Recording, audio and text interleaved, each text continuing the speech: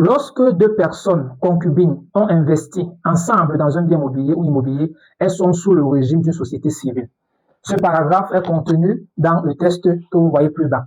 Et ce texte est signé Maître Christian Timbane Bomo. Il a dit 2 ou 3 choses dans sa publication. Il était comme ça, certainement, en train de critiquer une attitude d'un juge. Je ne suis pas au courant parce que moi, je suis occupé à d'autres choses. Mais chaque fois que j'ai l'opportunité, dans une question, ou alors dans une maladresse, de reformer, ou alors d'apporter ma contribution sur des questions de droit pour vous, je me donne toujours le plaisir de le faire.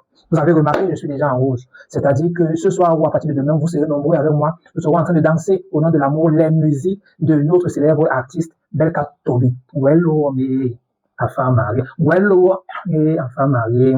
Lowo matak me, ayomos me nintaga.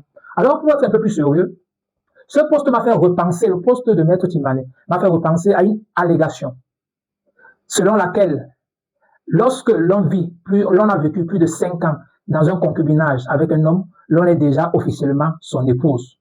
Il y a beaucoup d'hérésies juridiques comme ça qui circulent dans les réseaux sociaux, dans les quartiers, au point où nos concitoyens prennent ça pour la loi. Mais, mesdames, mesdemoiselles et messieurs, comme en médecine, je vous le dirai encore en droit, chaque fois que vous lisez quelque chose prétendument juridique dans les réseaux sociaux ou sur Internet, rapprochez-vous toujours de votre conseil juridique. En médecine, on dit, il faut toujours prendre l'avis d'un professionnel. C'est la même chose en droit. Il y a trop de choses sur Internet. Ce que dit Maître dans sa publication, moi, je suis contre. Pourquoi? Il est en train de convoquer comme ça pour défendre les intérêts de la prétendue concubine. Je dis prétendue parce que n'ayant pas compris le temps d'évaluer les faits, moi-même, je dis prétendue concubine parce qu'il y a trop de choses qui se disent. Il paraît que pendant le laps de temps qu'elle évoque, ayant été en concubinage, elle a eu d'autres enfants ailleurs. Elle a été dans d'autres mariages. Mais là n'est pas la question.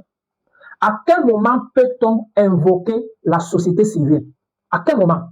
Est-ce que le fait d'avoir vécu en concubinage avec un homme, au moment de la séparation, on peut convoquer la société civile parce qu'on veut défendre des intérêts ou alors réclamer des droits?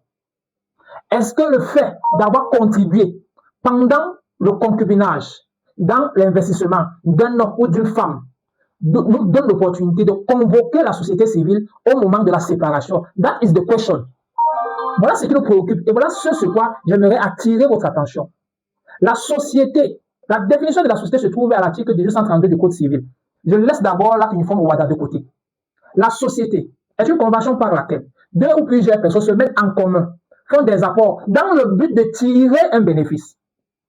Et l'existence de la société passe par la réunion de plusieurs éléments. J'aime avoir à vous dire que le droit, c'est comme la mathématique. Il y a des éléments qui, lorsqu'ils ne sont pas réunis, on ne peut pas parler de société. Ce n'est pas seulement parce qu'il y a eu des apports. Mais est-ce que les concubins, en se mettant ensemble, avaient l'intention de constituer une société, de réaliser un bénéfice? Est-ce que les concubins, pendant leur vie, ont évalué les différents apports de manière à sorte qu'on peut aujourd'hui, au moment où je parle, évaluer et dire que Madame X a apporté tel montant pour contribuer, son argent a servi à quelque chose. Monsieur Y a apporté tel montant au moment du truc, son argent a servi à quelque chose. On ne peut pas, sur la base d'une longue vie ensemble, prétendre à une société civile. Et dans le cas de l'artiste Belka Tobi, restons dans son cas. On parle ici d'un investissement prétendument, je voudrais insister là-dessus, on parle prétendument d'un investissement sur un bien immobilier, sur un terrain. Il faut préciser qu'en droit foncier, celui qui a le terrain, qui est le principal, a l'accessoire. Sauf s'il y a une convention claire et nette. Mais s'il n'y a pas de convention, le droit du sol emporte celui du dessus. Celui qui a le terrain, dans le cas d'espèce, apparemment, M. Belka Tobi, qui a le terrain, s'il n'y a pas une convention qui justifie que l'apport qui était prétendument celui de la femme, avec pour intention de bénéficier d'un intérêt particulier. Et apparemment, on parle là d'une concession familiale. On ne parle même pas d'une concession d'une maison locative. Pour dire qu'il y avait l'intention de construire, de générer des bénéfices et les bénéfices devraient être partagés. Alors, cher maître, sur quelle base allons-nous convoquer la société civile ici? Sur quelle base? Il y a nullement société civile. Parce que pour qu'on parle de société, il faut la faire sur ces étatistes. Il faut que les apporteurs ou alors les associés aient l'intention de générer des bénéfices et de se partager ces bénéfices. Il faut que l'on soit capable d'évaluer l'apport de tout un chacun. Mais ce n'est pas parce que vous vivez avec une femme pendant 10 ans et que cette dernière, vous avez construit sur son terrain, qu'à la fin, vous allez dire que vous avez des intérêts sur le terrain. Non. Si le dolo était bien et qu'à ce moment, vous avez décidé d'aider votre partenaire, mais vous l'avez aidé. Vous l'avez aidé. Ce n'est pas parce que c'est fini aujourd'hui qu'on va oublier ça. Qu'est-ce qui se passe dans une relation amoureuse? On s'apporte des soins, on s'apporte des soutiens, on s'apporte de l'assistance. C'est juridique ce que je suis en train de dire. C'est juridique.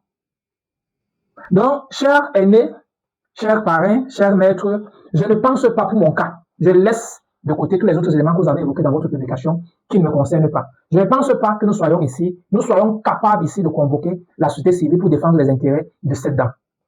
Je suis pour vous Elvis Mathurin Botondono. Je suis joignable au 656 43 60 02, au 678 32 24 37. J'offre les consultations juridiques en ligne. 25 000 francs CFA pour l'heure, 15 000 francs CFA pour 30 minutes et 10 000 francs CFA pour un quart d'heure. N'hésitez surtout pas de me suivre sur mes différentes plateformes parce que des vidéos comme celle-ci, j'en produis régulièrement. J'allais dire même chaque jour. Abonnez-vous sur mes plateformes dont YouTube, Conseil juridique de proximité, Facebook, Elvis Mathurin Botondono, TikTok, Conseil juridique de proximité. Voilà.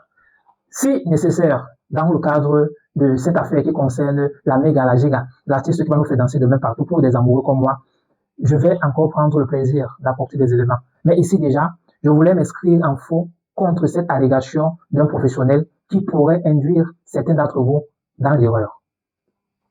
Comme ça a été le cas avec cette prétendue histoire selon laquelle, lorsque vous avez vécu plus de tel nombre d'années avec un homme ou avec une femme, posez les époux. On a le cas d'espèce là. Depuis là, j'attends que quelqu'un évoque ça pour défendre la dame. Mais ça n'est évoqué nulle part. Ça n'est évoqué nulle part. La loi est codifiée, le droit, j'allais dire, est codifié. On n'invente pas. Pour que je vous dise que X égale à Y, je dois vous dire que c'est dans quel test. C'est ça la particularité du droit et de la loi. Voilà. Bien des choses à vous, à chacun, dans ce qu'il fait et où il se trouve. Merci.